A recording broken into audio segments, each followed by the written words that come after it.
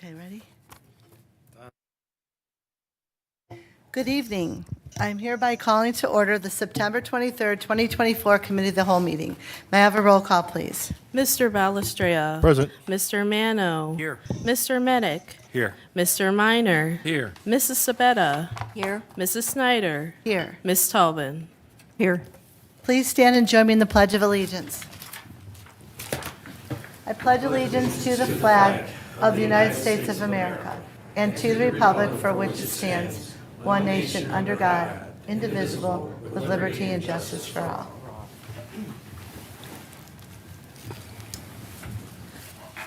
The purpose of tonight's meeting is to review the Marnell Sewer Report and the recommendations from the city engineer. I will now turn the meeting over to Mr. Chuney from the GPD Group. Thank you. Okay, thank you. I guess we're not going to do anything up on the screen, but everybody has one of these. But they're, this is the PowerPoint. It's the same thing. It's, if you have one of these, you could read it, I guess. Can we project it? They're going on here.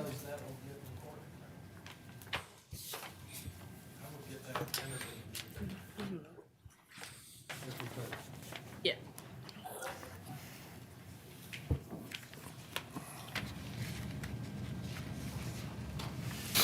Got it. Yeah, we did email it to you, so assume she has it somewhere.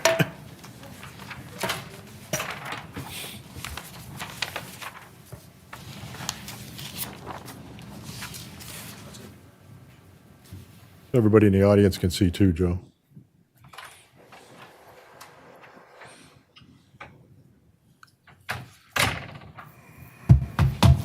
Okay.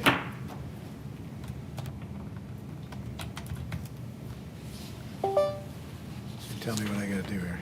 Here we go. It should just be this one. Okay. All right, now we got it up there. Very good. Thank you, Dana. So just a little agenda. We're going to go through here, the history of the testing, AECOM dye testing summary report, then the city side, and the resident side. So what I wanted to start with was, this was the summary of the overall findings that we had back in 2023 and 24. We did that presentation. We had that public hearing. This is what we found. This is just a little summary of it, where the green was negative, red was positive. This is dye testing, dye water going from stormwater to sanitary. Blue was inconclusive. The orange color is a mixture of the red and yellow. Yellow means they called the county sanitary engineer. Red means it was, again, a positive test. And so red and yellow make orange. So the orange and the red ones are the ones that tested positive for dye water going from the storm to the sanitary sewer. You also see stripes on the street, the green lines on the street. We were videotaping the street to see if there was any cross connection there. And any of the green ones obviously were negative, and again, red were positive if we had some issues. And blue is it was inconclusive at the time of that report. So we had 168 properties that were tested, and we had 107 that we said we should do a detailed dye testing report on, because we didn't know what was happening, whether it was on the city side or the house, the private side, where the actual problem was. So what I have here is a picture of the camera. So this isn't the actual one we used, but I took this from a cutout or cut sheet. Anyway, the straight pipe on the bottom, we put the camera in there. And the diagonal pipe coming in from above is the lateral from the house. So the camera is in the sanitary sewer there. And when we get to where the house connection comes in, your house connection comes out of your basement like at a 1% grade, then it drops into the sanitary sewer in the street. So that's why it comes in at the top like that. We would stop the camera there and then launch a camera up into the lateral. Now this camera goes from the street, this is like on the center line of the road, heading back toward the house, and it could see where the water was coming in from the storm sewer. There shouldn't be any water coming in because this is a sanitary sewer. And remember, we're putting water down the gutters or a yard drain or something and putting dye in it, green color, and we wanted to see where it was coming out. So the The report we got back from AECom, by the way, is 858 pages, I think it is. So it has a lot of summaries in it, but it also then gives an individual report for every house, and I'll get into that in a minute. So this is the kind of equipment that we have. This is what is more detailed and more accurate and precise to find out where exactly the issues were. So the detailed dye testing report last year, 2024 and 25. We had 107 properties that we were going to go back on. That's what our contract was. Just so everybody recalls, and I think I reported it here, we had 6 houses that refused to let us back on their property. They didn't want us back on there to test anything. Those, and they're listed there, 1 on Hawthorne, 1 on Mallard, and then 4 on Marnell. So we did not go back on any of those houses. They are colored red on this picture here. So you see the 4 that are in a row there on Marnell, 1 on Mallard, and then 1 down here on Hawthorne. They refused to have us come back. So remember, if you remember at that public meeting that we had several people come up after the meeting and ask that their house get dye tested. They were here, they weren't necessarily on Marnell. They wanted to listen to the presentation of where we were. And I think then the Public Works Department, Chuck could tell you better, I think we had like 20 or 25, somewhere in that number, of people that wanted to be dye tested. So we chose 6, since 6 people weren't letting us on, and we had a contract for 107. We chose 6 that were in what I call the same watershed. Marnell is like a connector road, all right, and all these feeder streets. So we chose 6 that were in the area that feed into Marnell. So we know that they're also causing a problem possibly. So we had the same 107. And I have those listed there. 1 on Byron, 1 on Mayberry, Mayfair, Mayflower, and Mayland. 2 were negative, and the rest were positive. And again, up in the screen here, the green ones, 1 on Mayland and 1 on Mayberry, those were negative. The 4 yellow ones were positive then. Those are the extra 6 that we had that are what I call tributaries to Marnell. So of the 107 properties that were tested, 101 properties tested positive. That's a big number. Right? That's a big number. It's 101 out of 107 had some kind of positive flow from the storm into the sanitary. That's one of the main issues of this whole area here and why we're having problems. So you have 101 out of 107. So that leaves you 6 more. 1 we were not able to test, and then there were the 5 negative ones. 2 were the added ones, the green ones that are on here. 2 more were previously shown as positive, but it was not a very detailed test like this one. They came up negative on this test. There were 2 that were inconclusive. They came up negative as well. So those are the 5 that are now negative of the 107. And the one that wasn't tested, again, if you remember that picture of the camera, we send that camera in the pipe and it has to stop where the lateral connection comes in. There was a sag in the line on Marnell, and when you have a sag in the line, water always seeks its own level. The camera goes underwater. We couldn't see it. We didn't know where the lateral was, so it wasn't tested. That particular house happens to be on the corner of Hawthorne and Marnell, and I'm perfectly confident that with our Marnell project, we're going to take care of that house anyway. We may go back later and test on the private side because we never got to it, but it's going to get taken care of anyway, so that one is the one that was not tested. So there were 73 properties that have a level 3 defect or above, and it's a scale of 5, and I'll explain that in a little bit, that were on the city side. So that's between the main and the street and the test tee. And the test tee is located right behind the back of the sidewalk. So the public right-of-way is from back of sidewalk to back of sidewalk. So any defects that were found in the pipe between the middle of the road and the back of the sidewalk is actually on city property. We have to take care of that. So of those 73, 19 are on Marnell or within the Marnell project, and we're going to take care of those with the Marnell project. So that leaves 54 more on the city side that we have some issues with that we're going to recommend that we take care of, whether it be with the Marnell project or with a separate project that we could decide once we get the cost for that. But I would recommend we do it with Marnell. The guy's going to be out there with the same equipment doing the same work. He just won't be on that street, and I'll get to that in a minute. So we have 73 properties that have issues on the city side, and 54 are outside the Marnell project. So here is a snapshot of one of the exhibits that's in the report, the 858 pages, and it's very interesting here. So What we do is we identify 696 either downspouts or other structures being yard drains, backyard drains, or driveway drains. So of the 107 properties, there's 696 possible areas we could have tested. We only tested 585. All right, and the reason for that is there's a lot of houses that have issues with their downspouts, all right, whether they're clogged or they're broken. This wasn't a project to fix that. So if we couldn't get water through, we didn't test it. All right, we got 585. All right, so in some of the downspouts in this area are actually splash block. So it comes down, there's an elbow on it, and it just goes out into the grass. These people might have problems with water in their basement or something, so they've already splashed the water out onto the grass. Again, we didn't test those. So that factors in on that. So of the 585, 311 were our house downspouts. 56 were garage downspouts, 26 were driveway drains, and 7 were yard drains, somewhere in the backyard. Okay, and again, remember, we were testing some apartments as well over there on Hawthorne. We had those a group of apartments, so that's where some of the yard drains were, or most of them were. Again, on this picture here, it's hard to see. The red is positive and the blue is negative. So you could see the little dots around the corners of what it looks like a shape of a building, all right, or a house or a garage in the back, or if you see a dot in the middle of a driveway, it looks like in front of the garage or in the backyard.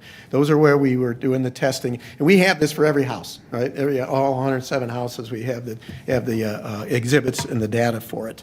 What's interesting on this slide here is that you see some houses where you have 2 blue dots on one side of the house and 2 red dots on the other side if you're doing the 4 corners of the house. And again, blue, what did I say this one? Blue is negative and red is positive. So what happened? You only have one storm sewer coming to each house, and those storm sewers collect in the front and go out at one time. So why is half the house good and half the house not good? That's for the homeowner to figure out. I can't explain that, but at some point, maybe an addition was added on and it was connected to the wrong pipe, or connected to the correct pipe where the rest of the house is connected to the wrong pipe. I don't know that. This is something that each homeowner will have to figure out, but at least they'll know that half the house is good and the other half is where they'll have to do their investigation if that happens to be the case. So 54% of the properties had a mixture. 54%. So basically half of them had a mixture of half the house was good and half was bad. I can't explain that. That's something that the plumber's going to have to get into when we get to that time. So the summary of findings here for the detailed dye testing, and this is again some of the reports that we have, and they come with photos. So as the camera is going up the lateral, we put dye green water into the gutters, and it's coming down the pipe. We're in the sanitary sewer.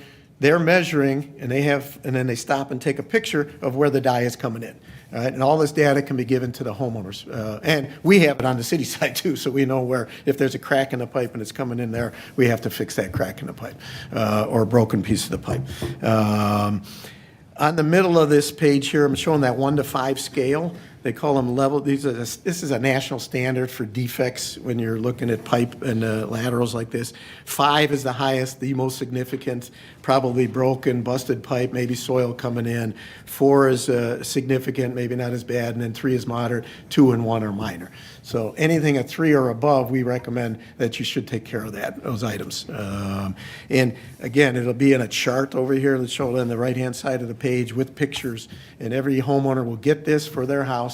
And we can obviously explain it to them because they won't know what they're looking at, but a plumber would know once they have this data and they give it to their plumber or their excavation contractor, and they'll know what to do with it. So recommendations for the city side. System side is the same as city side. So this map here is the blue squares there are everybody that tested has an issue on the city side. That's between the middle of the street and the test tee at the back of the sidewalk.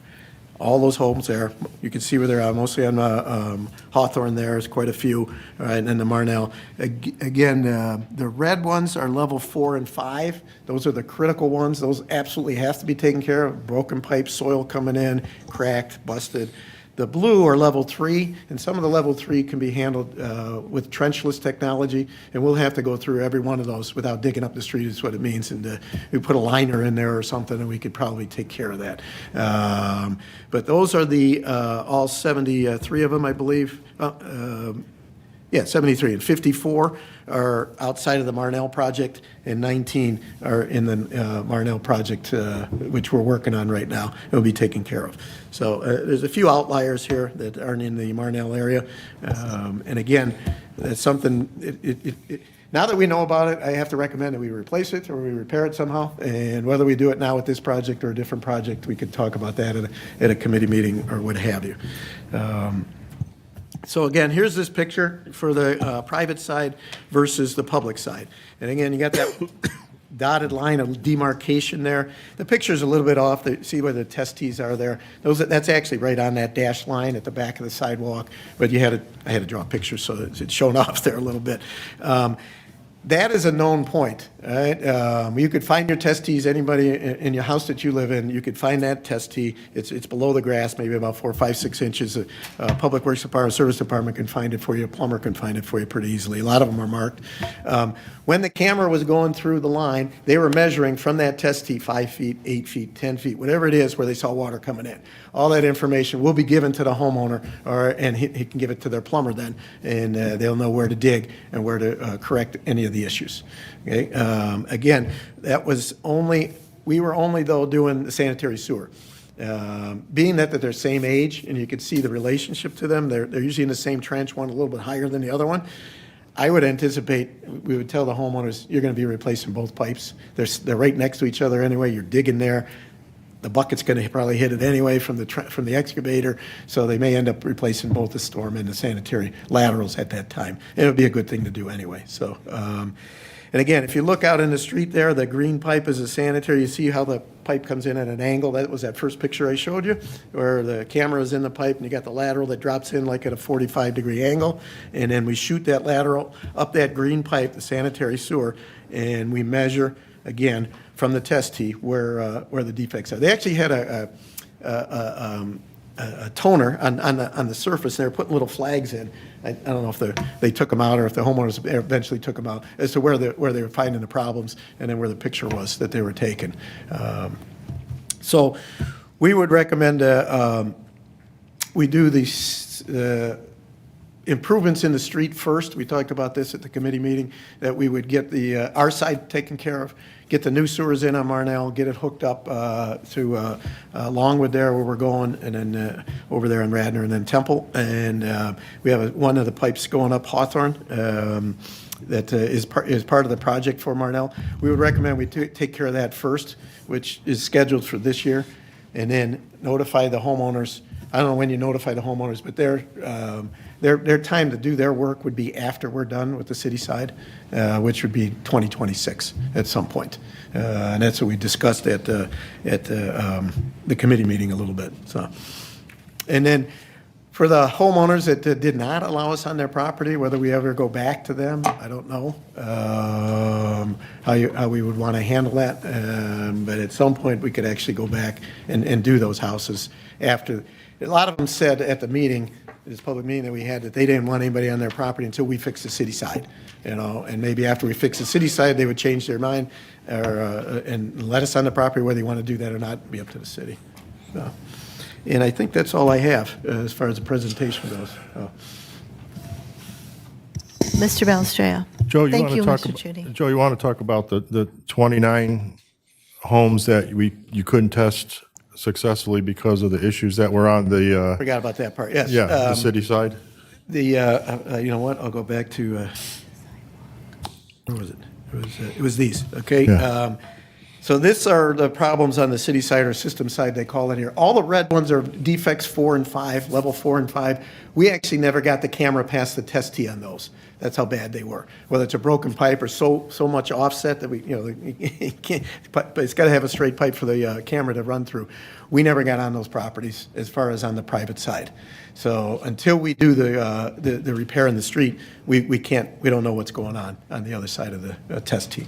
And there were 29 of those. That's correct. So just so the council knows, because there were issues on the city side, 29 houses were not tested, along with the 6 residents that refused. So our contract called for testing of 107 homes. Well, those homes were still not tested. So the committee recommended back to the city engineer to make sure in our contract, when our side is done, they would still fulfill the part of the contract to go back and test those homes. Because We should, there'd be 29 people that weren't tested. So they would need to get tested, get a report, and see if there was a problem on their side. Now, at that time, the recommendation we made also is to allow those 6 homeowners who refused initially to possibly opt back in. And whether that would be an additional cost or not, because we already had a contract. The reason being, once this is all tied in, I'm of the opinion, and I think Joe is too, that they're still going to flood. Because, I mean, there's people that opted out, we're giving them a chance for them to know exactly where their problem is on the property. They opted out. So now we got a nice new sanitary sewer in, and the water's coming down their downspouts or whatever, and still going back into their house. It's not making it off their property. And now they're going to have to determine where the problem is on their property to fix it. And we're going to be out, our project's going to be done. So at least I'd like to give those homeowners explain to them, they would have an option to at least show that we're concerned and give them an opportunity to opt back in when they go out and retest those 29 homes. And that's one of the recommendations you see before us from the committee. Just so you have an understanding that there was actually 35 houses that weren't tested, 6 that refused, and 29 that they couldn't test because Correct. it was on the city side. And then also, Joe, there's a possibility that there could be a problem on the city side and the homeowner side, Oh, yeah, sure. right? Yeah. Just so you understand, those people that And would. some of these are like this. Some of these, like the level 3s, we actually got the camera through. There's a problem on our side, and then we know there's a problem on the homeowner side as well. Yeah. Madam Chair. Mayor. Well, I mean, the situation for all the homeowners who have tested positive on their property, I know that work has to be done after our work is done. I would recommend you do it. that Yeah. way, yes. All the homeowners are going to be in the same situation. If you choose not to repair that, you face the possibility of flooding if you choose not to repair. Again, but we need to discuss what kind of time limit we need, because technically that is against code. It's a violation of your code. Right, we did So- discuss that. Yeah, If- so, if I mean, I think we need to come up with a timeline of, maybe there's a grace period there, because there's going to be, I'm sure it's going to be, for some of the residents, it's not going to be inexpensive. So I think that's an important thing we need to come up with, is a timeline and what kind of grace period we want to give them, and help them in any way we can, if we can find any type of support for the residents to fix those things. That would be an item for, like, I would think the building commissioner, if it's a citation on the building, or, It's all on you, Braden. I don't know, does Public Works cite people? Is it- Mayor, Service project Thomas? cannot. Nobody likes the building director anyway, so. Mr. Thomas, have you thought about anything, about the citation process? Diane, I did talk to the building director, and he gave me his input that there'd be leeway, and the actual ordinance calls for a fine if not completed. But my understanding is, and maybe Braden, you want to just fill the council in, that we would work with the resident. If it went to court, and they were not complicit, then at that point we would start issuing a fine. Yeah, so once we get to the portion where we're going to start holding residents responsible for these repairs, the building department needs a list. I assume engineering will provide us with a list. At that point, we'll put what's called a soft letter together, and we'll send it out to all the residents. You know, preferably sooner than later. Weather always kind of has an impact with these things. But our typical time frame for potential expensive repair is 90 days. So they'd get a notice saying they have 90 days to correct the issue, and we would, what's the total for, did I hear 76? 73, I think. 73. So we would send out 73 notices, and then at the end of that 90 days, 30 of them have complied if we're lucky. And then we just kind of make contact with each individual homeowner, try to get an idea what their situation is, see if there's any type of program we can send them to as far as the Heritage Home Program or something like that. As long as they are working with us, the building department is always ready and willing to work with any resident. If it gets to the point where, we're not getting any communication, no response, then we escalate things further, ultimately ending in a ticket to Lyndhurst Court. Okay, thank you. Diane, right now, Master. right now, we determined from the Public Works Department in conjunction with the city engineer that this project's going to take all of this year to do the project, but probably not button it up until the beginning of '26. The Marnell project, yeah. Yeah, the Marnell project. So, we're talking about, letting the homeowners know at that point that they would have, late spring, possibly early summer into the fall to complete the repairs on their homes. So they'll give notice soon. It's going to be determined by this council. We'd like to have a town hall meeting where they would get the report with an explanation so they could start saving or whatever they need to do from now until, the first quarter of 2006 before repairs would even have to be started on their property. And that's the recommendation that Public Works is making to the council. Okay. Yeah, Are there any I was going to add that, we need to get the information out to them, and I don't know how you want to distribute that or when, but every house will have a detailed, there's probably 3 or 4 pages in this report, with pictures and details, where their issues are that we found. So for them to even estimate it, they're going to have to get contractors to give them a quote Yeah. and figure it out, so. Well, what I felt we didn't want to do is just send a report out We wanted to have a from town the hall engineer meeting. with, little to no explanation, but Right. have everybody here, have the engineer here, have the building director here, have council here, and explain what these reports are and what work is going to be done on their street, and kind of give them the timeline and what they're going to have to do. And then also, I talked to Tammy Klein. She'd be willing to help us put a packet together with Heritage Home, and then we can get a list of contractors from the building department that are licensed and bonded in the city. Of course, we can't make recommendations as to who they would select, but at least they would know who the city utilizes that can do that particular kind of work.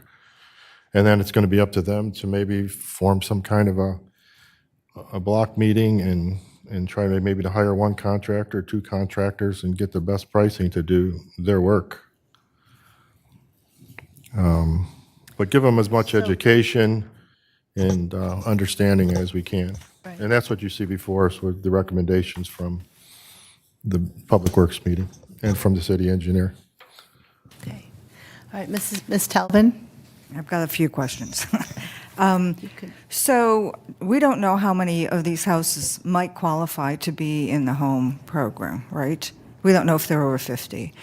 Heritage. The Heritage Heritage Home. That's your own personal loan, like, It'd be a low interest Pardon me? loan. No, I understand. I know what it is. I'm just saying, but Okay. we don't know. So when we do the town hall, it would be helpful if we let them know if they can find out, because most people do know what year their house was built, and maybe we could have them sign in that we see how many of them actually do qualify for that program, because I think it could be another step to coordinate with the folks from that program to actually come and also do a presentation. Because one of the things that they do is they have a list of contractors also, and they will review bids to know whether those are appropriate. So I think if we have a number of them, we can leverage their knowledge on that, and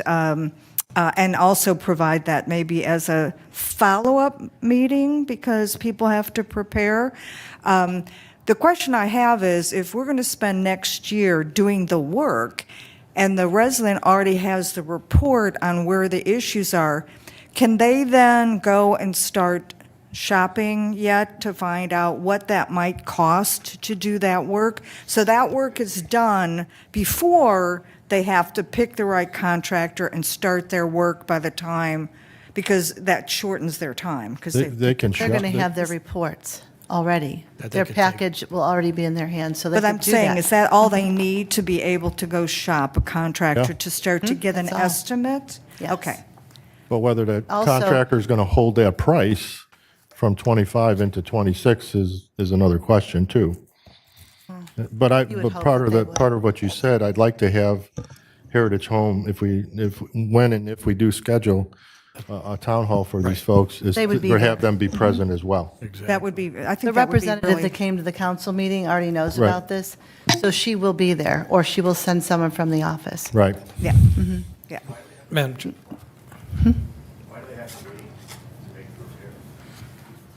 That was based on the city Recommendation. engineer's recommendation not to have, work being done on the private side and all their equipment on the public side at the same time. I actually had asked that meeting at the meeting, I asked that question because I was worried that once the city did their part of the project and then the resident has their project done, that they would possibly ruin some of the concrete or some of the stuff that we did on our side, which was concerning to me after we're putting all that money into the road and the sidewalk and the tree lawn and everything. So, but Mr. Cheney thought that it would be best that they wait. Yeah, I think definitely on the Marnell area project that we're doing, you can't have all those individual contractors in there. That has to wait. Right. The properties that are outside of that, it's still kind of like the construction zone. I don't know, I mean,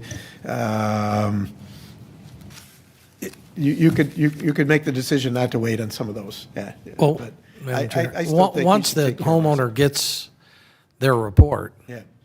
and they're outside of that zone, they want to jump in, I mean, are we going to restrict them? Are we going I to say, would no, say you no. can't do it? Yeah, I would say no, yeah. Just, as long as they're not in our way, because we're going to have a big, major project going on. And then also, you're recommending extra work be done that's not in the contract right now. Yes. That would be these homes here outside. Correct. Outside of the. And if we Marnell want those done at the same time, in the same time period as the Marnell area project, then we need a bid on those like right now and get a change order in, right? Because if we're gonna, area. Well, we haven't bid the project yet. So Well, that's what I'm You need saying. an estimate. You need a good estimate. an of what that's estimate, gonna and, be. and Yeah. we're gonna have to change what Correct. council approves. So, yes, I think we need to say, yes, we need that, we want that. And do you want it all at the same time? I would say yes. Yes. Okay, then you would need that. Okay, yeah. I have another question. Ms. Talbot, sorry. The question I have is about the levels. I know you said you're recommending where it's 3 or 5, but things don't get better. So if it's already open, why would we not take care of everything that we know? Everything on Marnell will be, or anywhere our project is, absolutely. Yeah, the street's already open. But if we're outside the Marnell area on Hawthorne here, over here, and there's some on Ascot, I would think that some of that, we wouldn't have to open trench it. We could maybe do some trenchless technology stuff. The 4s and 5s, the red ones, definitely have to be dug up. There's no question. But are we going to do everything that even has a 1 and a 2? Do we have a list of those? No. No, some of those are pretty minor. It's just routine maintenance, a lot of that. We could let the homeowners know about it, for sure. Yeah. So is that on the homeowners, on the private side then, not the public side? On the public side, the routine maintenance stuff, we have the county to do that, and we will get that done. with the county sanitary engineer. Yeah. If it's on the private side, we'll let them know. Absolutely, yeah. Right? I think we can do that. So It's in the report. Yeah. I'm getting lost. So when you're looking at, and you've classified the problems from level 1 to 5, is that on the public side? Was that on the public side? It's on both. Both. It's on both. Yeah, yeah, it's the So- whole lateral itself. Okay, yeah. so it could we're be on taking either care of side. the public side, so Right. I'm just wanting to make sure that if we know that there's some deterioration, or you might say it's maintenance, if it's already open, why would we not take care We of that? we will do that. When it's Okay. open, we will, absolutely. Okay, Yeah. well, I thought I heard 3 to 5, so I just wanted to just Will be. clarify that. Mr. Medic? Yeah, Mr. Cheney, did you find any evidence in all of these homes tested that there was a direct connection from storm to sanitary? Or are you seeing these are all installed separate and we're just getting crack lines overflowing into it?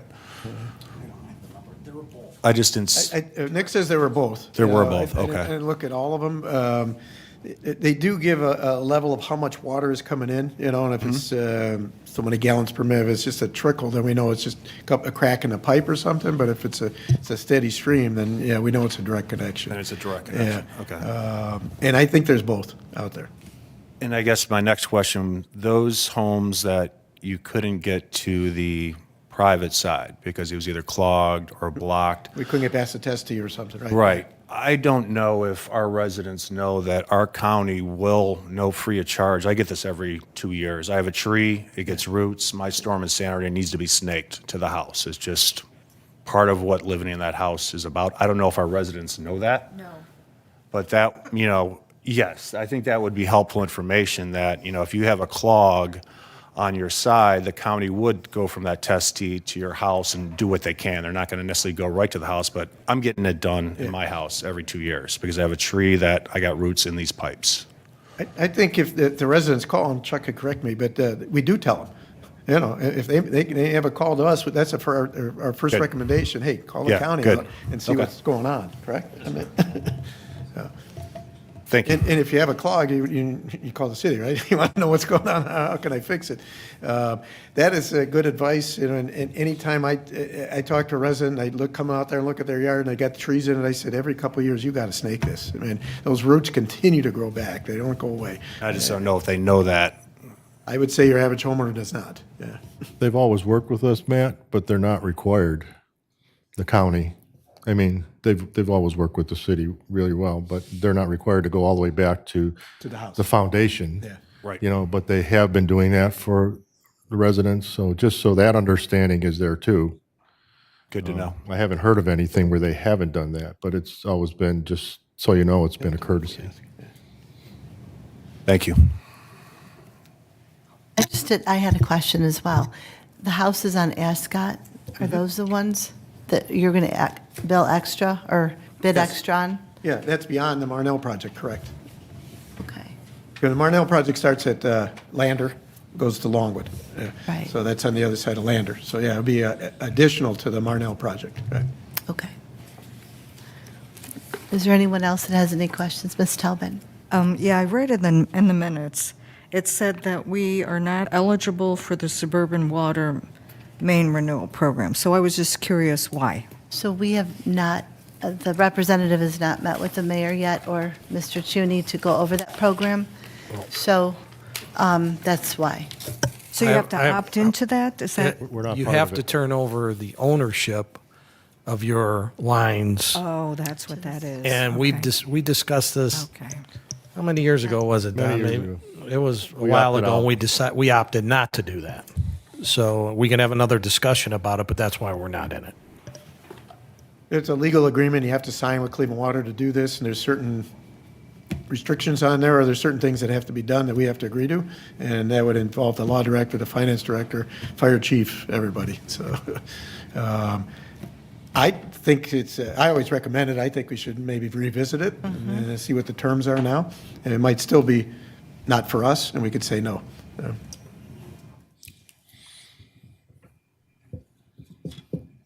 Mr. Mano? Mr. Minor? No? Questions? Ms. Sabetta? Okay, so I know we have to go out and bid this project, but the upcoming funding, there's so much out there. Are you going to do that at the same time? The sewer district funding, the MCIP funding, the applications are due in May, but it's money for 2026. We would have had to have applied last May, and we had discussed in committee that we're going to be applying for Washington for the MCIP funding. And I'm not aware of any other funding that we could go for at this time Okay. in Marnell. I mean, and if you go for funding this year anyway, it's not for this year. Whatever you put in, For next you're at least a year out, sometimes two. So, We just had the Chagrin River Watershed Partnership, and the first 8 slides was all funding, yeah, they have their upcoming funding. 319 grant that's due this Friday for Yeah, stream and and the erosion matches. control and wetlands and stuff like Right. that. And there's nothing, Yeah. Not We're that I'm aware, eligible this for? wouldn't qualify for that. Okay. Yeah. okay.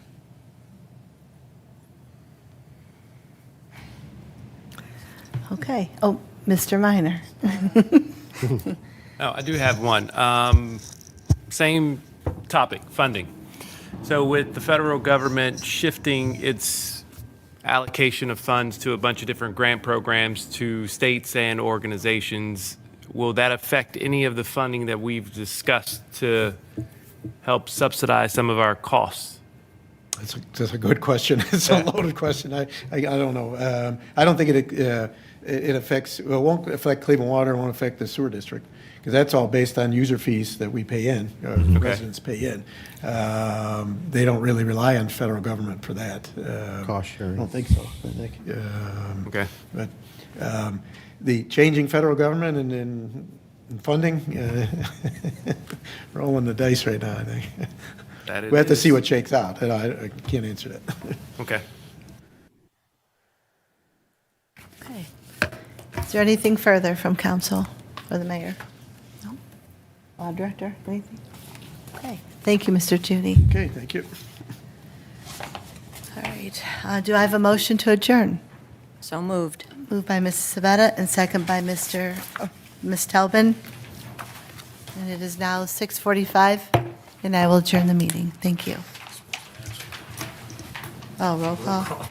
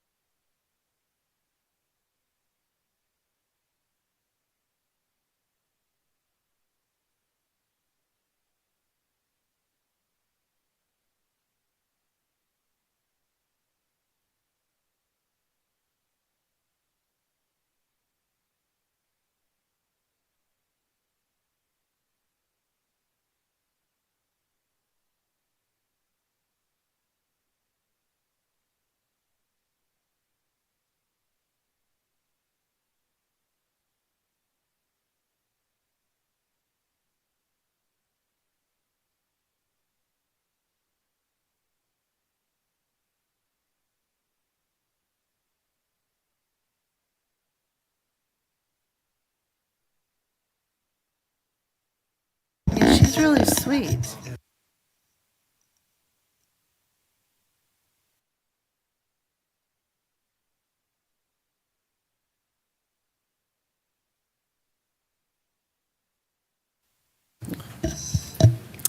Good evening. I would like to welcome everybody to the February 24th council meeting of the City of Mayfield Heights. May I have a roll call, please? Mr. Balestrea. Present. Mr. Mano. Here. Mr. Medic. Here. Mr. Minor. Here. Mrs. Sabetta. Here? Mrs. Snyder. Here. Ms. Tobin. Here. Join me in the Pledge of Allegiance. I pledge allegiance to the flag of the United States of America and to the republic for which it stands, one nation under God, indivisible, with liberty and justice for all.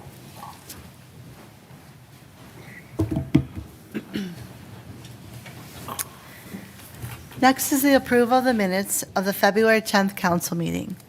I hope everyone's had time to read these minutes over. Is there a motion to approve the minutes? So moved? Moved by Mr. Balestrea and second by Ms. Talbin. Are there any changes, amendments, or deletions to those minutes? All in favor signify by saying aye. Aye. Opposed? Abstain. You are absent, right. And now these minutes have been approved as written. Does any member of council have any correspondence or announcements? No? Okay. We'll move to reports, starting with the mayor. Thank you, Madam Chair. Good evening, everyone. February 15th, we had the Taste of Italy. I think that was a huge success. I think everybody had a great time. I want to thank Cecilia Papanetti and her dedicated crew for putting on an amazing spread. And also the volunteers and volunteers for the Parks and Rec Department and the hardworking Parks and Rec Department. The whole department showed up, and they did a lot to make sure that that event was a big success. So we hope to see you next year at the event. We do have a pancake breakfast Saturday, March 9th from 8 to 12. If you want to call the Parks and Rec Department for details and tickets, that's 440-442-2627. And look for City Focus Annual State of the City in mailboxes in early March. It's an annual review of our city department. It's filled with a lot of information that I think the residents will find very useful. Community Partnership on Aging and Ohio Arts Council present a 3-part film discussion series with 3 independent filmmakers in honor of Women's History Month. Each film depicts a woman's journey and will be followed by a live discussion with the film directors. Dates are March 6th, March 11th, and March 20th. You could call the CPA to register for that, 442-2628. And that concludes my report. Thank you. Are there any questions for the mayor? You know what? I'm sorry. I do have one more thing. On-site lunches do return to our community center on Wednesdays. So I just wanted to let that's from the CPA also, so. Okay, thank you. All right, moving to Director of Law, Mr. Schmidlin. Thank you, Madam Chair. Just 2 things. Number one, I would again ask your patience with 2025-04 that's on the agenda tonight and ask you to put it on second reading so the legislative committee can look at it tomorrow and hopefully get it redrafted and ready to go the next time. The second thing is I would ask for a brief executive session tonight to discuss imminent litigation. Okay, That's it. thank you. Any questions for Mr. Schmidlin? Director of Finance, Mrs. Scully. Thank you, Madam Chair. I have no report tonight. Okay, thank you. Any questions for Mrs. Scully? We will now move to department heads. Is there any department head this evening that would like to be heard?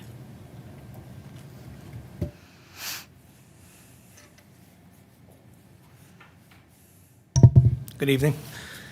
The 2 resolutions that are before you tonight are both from the police department, so I thought I'd give you an opportunity to ask any questions now, in case there were any. The first one is the laptop computers that are going to be replaced in our cruisers. These were scheduled to be replaced. They're equipped with outdated software. They've got Windows 7, so they're not going to be able to operate here shortly. And we were planning on replacing them. We tested and evaluated a number of different brands. The ones that our officers liked was the one that our IT manager recommended as well. So that's the one that's put before you. The second item is going to be our upfitting our cruisers. This is something we do every year.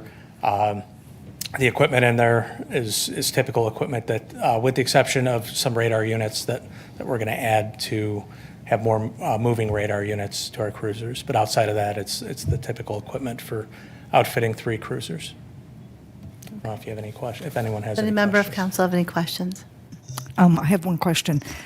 On the computers, we went with an extended 5-year warranty, and I was curious what the original warranty is. So is it 5 years on top of what you get out the door? It's actually a good question. I don't know. Typically, you get a 1-year warranty with the equipment. I don't know if that makes it 6. I can find out. But the warranty was also recommended by the IT manager. They gave us a number of different options, Right. up to 7 years, Yeah. which we thought was probably pushing it a little bit too far. Right. We don't know that the computers are going to be, operational for 7 years. These were our computers that we currently have are 7 years old. So I'll find out. I can. Yeah, get I back to you. couldn't see. I read through it, and I saw it said 3 years, but then it said tablet, and I thought, oh, well, what if it's not a tablet? So, and then when I did the math, I said, oh, we got 5 years on top. We did the extended warranty. I would think that we'd get that plus whatever the normal is, but I just was curious about that. And the other thing is that the estimates for both of these, do you think they'll hold them because we're past their end date? Yeah, that's pretty common that we get an estimate that's good for 30 or 90 days. Right. And, we have, by the time it's actually presented to council, it's beyond that. Most companies will hold that Okay. price, yes. Okay, thanks. Any further questions for the chief? No, it's good. Okay, thank Thank you. you.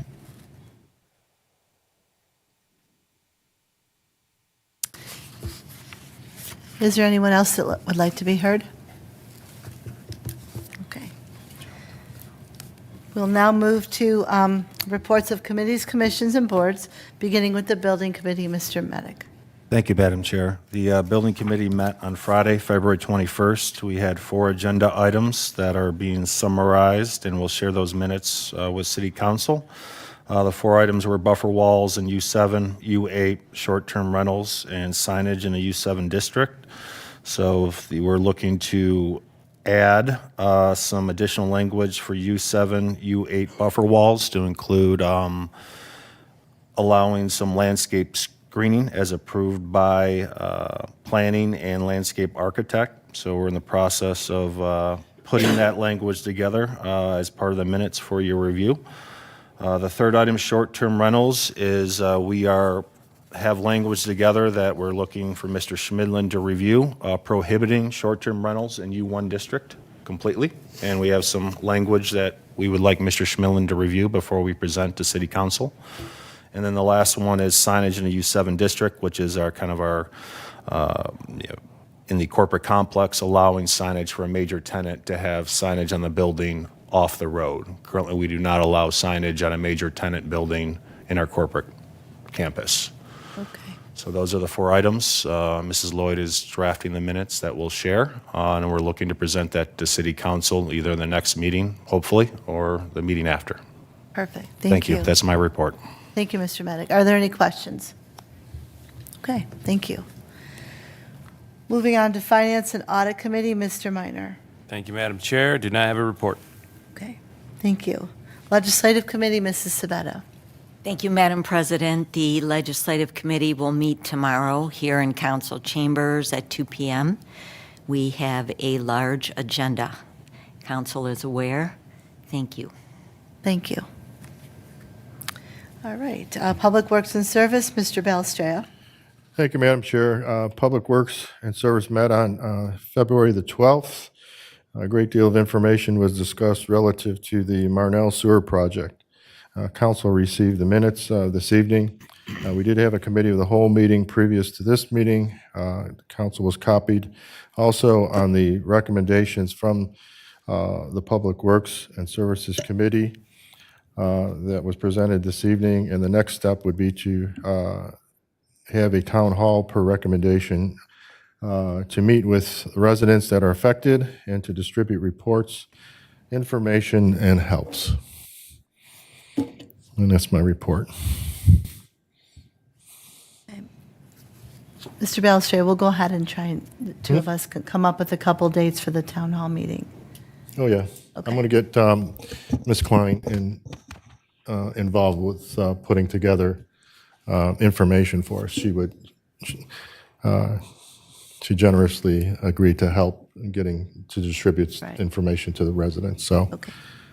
All right, thank we will you. do that. Thank you. Recreation Parks Committee, Mr. Mano. Thank you, Madam Chairman. Taste of Italy event on Saturday, February 15th at the ACC was a huge success.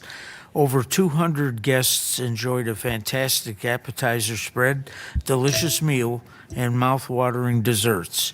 The wine tasting contest featured 8 entries, with the winning wine crafted by Bruno Valletta. This event wouldn't have been possible without the help of our dedicated volunteers who assisted with food prep, setup, basket sales, bartending, and cleanup. A big thank you to everyone who helped, donated baskets, and attended. We can't wait for next year. Keep an eye out for the Park and Recreation brochure and living guide, which should be arriving at homes this week. The website will also feature an electronic version with updates as new programs are added or changed. Resident registration for day camp, teen camp, pool passes, and lessons will be held on Sunday, March 9th from 8 a.m. to 12 p.m. at the ACC. Be sure to visit the website for details on required residency documentation. Join us for a pancake breakfast on Sunday, March 9th from 8 a.m. to 12 p.m. at the ACC, hosted by the Parks and Recreation Department Commission and the city. Enjoy all-you-can-eat pancakes, including blueberry and gluten-free options, French toast, sausage, coffee, and water. Tickets can be purchased from a council member or at the ACC. On March 6th, we will be hosting a free presentation at the ACC titled Downsizing and You, a guide for seniors in transition, presented by Marty Kebbel and Marcy Capadonna from Coldwell Banker Schmidt Realty. Learn practical tips and strategies to help you declutter, downsize, and manage your move with ease. The event starts at 11:30 a.m. and is open to all, but registration is required. Call 440-442-2627 to register. Park and Recreation will be holding a meeting tomorrow evening at the ACC. It's open to the public. Thank you. That's my report. Thank you. Are there any questions for Mr. Mano? Okay. Safety and Transportation, Ms. Talbin. Madam Chair, I have no report. Okay, thank you. Board of Zoning, Mrs. Sabetta. Thank you, Madam President. The Board of Zoning did not meet due to no applicants, so I have no report. Okay, great. And Planning Commission, Mr. Belstrao. Thank you, Madam Chair. I have no official report, but the Planning Commission does have an agenda for next Monday.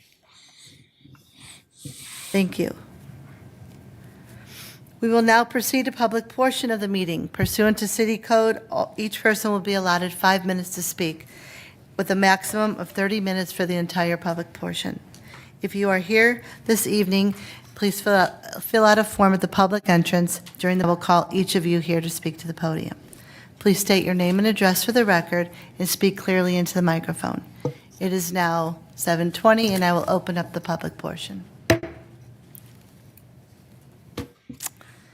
All right, it is now 7:20, and I'll close the public portion.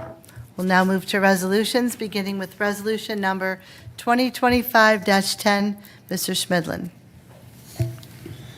2025-10, a resolution authorizing the mayor to enter into a contract with Advanced Electronic Design, Inc. for the purpose of 11 mobile data laptop computers and a 5-year warranty and installation by Hall Public Safety Upfitters and 11 police cruisers of the city and declaring an emergency.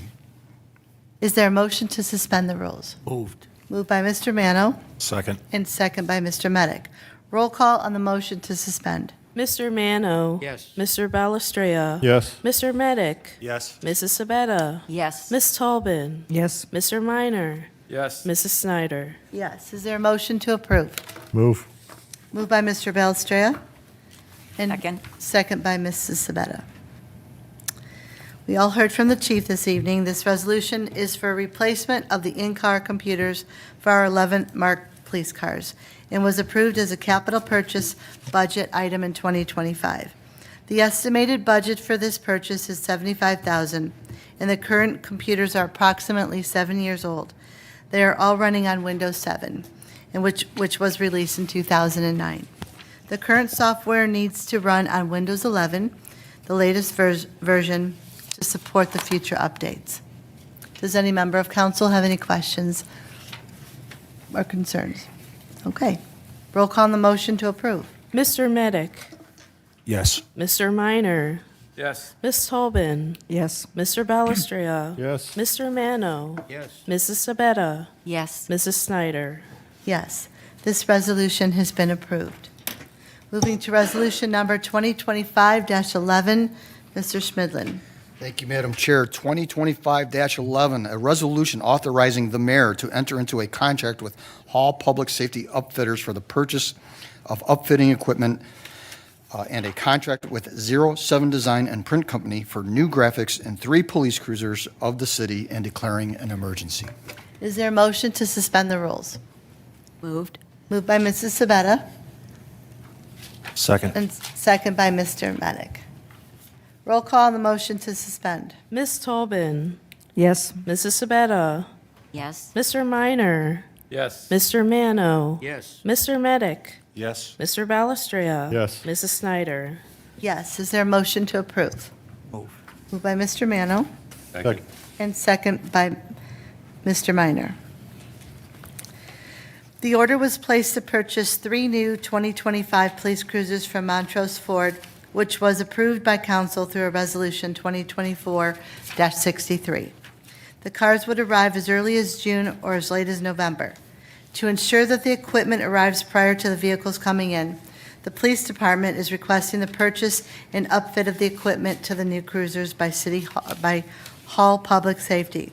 The total cost is $71,709. Are there any questions from council? Okay. Roll call on the motion to approve. Mr. Balestria. Yes. Ms. Tolbin. Yes. Mrs. Sabetta. Yes. Mr. Medic. Yes. Mr. Minor. Yes. Mr. Mano. Yes. Mrs. Snyder. Yes. Resolution 2025-11 has been adopted. We will now move to ordinances, beginning with ordinance 2025-04.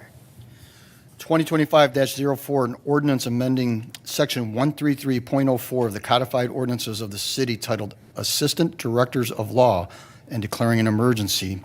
Second reading. So this ordinance was recommended that we place on second reading. Okay. There are no motions this evening, so is there a motion to enter into executive session? Moved. Moved by Mrs. Savetta, Second. second by Mr. Medic. Roll call on the motion to enter into executive session. Mr. Minor. Yes. Mr. Medic. Yes. Mr. Mano. Yes. Mr. Balestria. Yes. Mrs. Sabetta. Yes. Ms. Tolbin. Yes. Mrs. Snyder. Yes. Time is 7:25, and we will now enter executive session.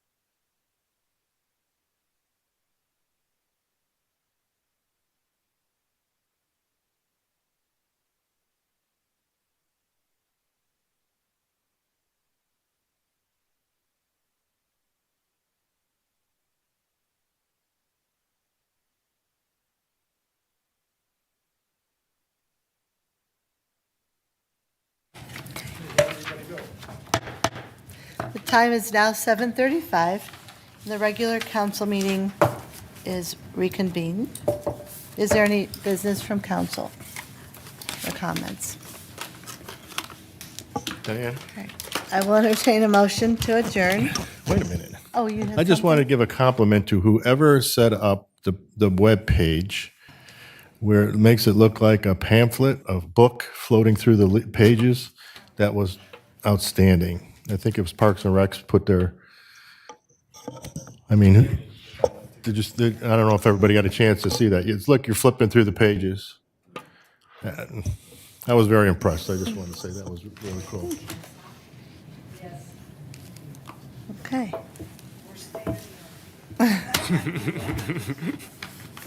Beyond me.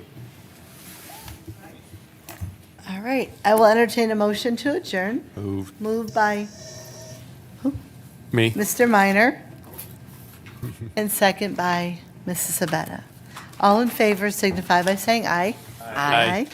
Thank you, everyone. We are now adjourned.